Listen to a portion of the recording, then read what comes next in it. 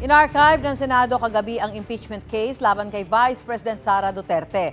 Ano-ano nga ba ang mga nangyari bago humantong dyan ang impeachment? Noong Disyembre, umabot sa 3 impeachment complaint laban sa bise ang inihain ng iba't ibang grupo sa Kamara. February 5 naman ang i-endorso ng mahigit 200 mambabatas ng Kamara ang ika-4 na impeachment complaint.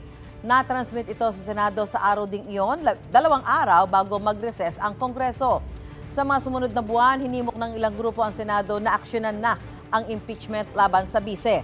Nakasaad kasi sa saligang batas na dapat simula ng paglilitis forthwith o agad-agad. June 10 pa nang mag-convene ang Senado bilang impeachment court. Noong araw din na iyon, inisyu ang writ of summons kay Vice President Duterte. Ibinalik din noon ng impeachment court ang articles of impeachment sa Kamara at sinabihang magsumiti sila ng certification na constitutional ito. Humingi rin ng impeachment court sa Kamara ng resolusyon na aprobado ito ng 20th Congress.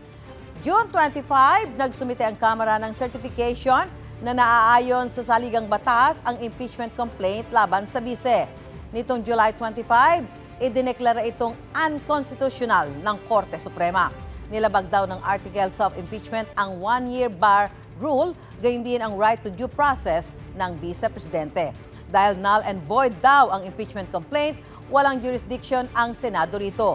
Nitong Lunes, nagain ng motion for reconsideration ng Kamara sa Korte Suprema para baligtarin ang desisyon nito. At kagabi nga, nagdesisyon ng Senado sa botong 19-4-1 na i-archive ang impeachment case laban sa bise. Gusto mo bang mauna sa mga balita? Mag-subscribe na sa GMA Integrated News sa YouTube at tumutok sa unang balita.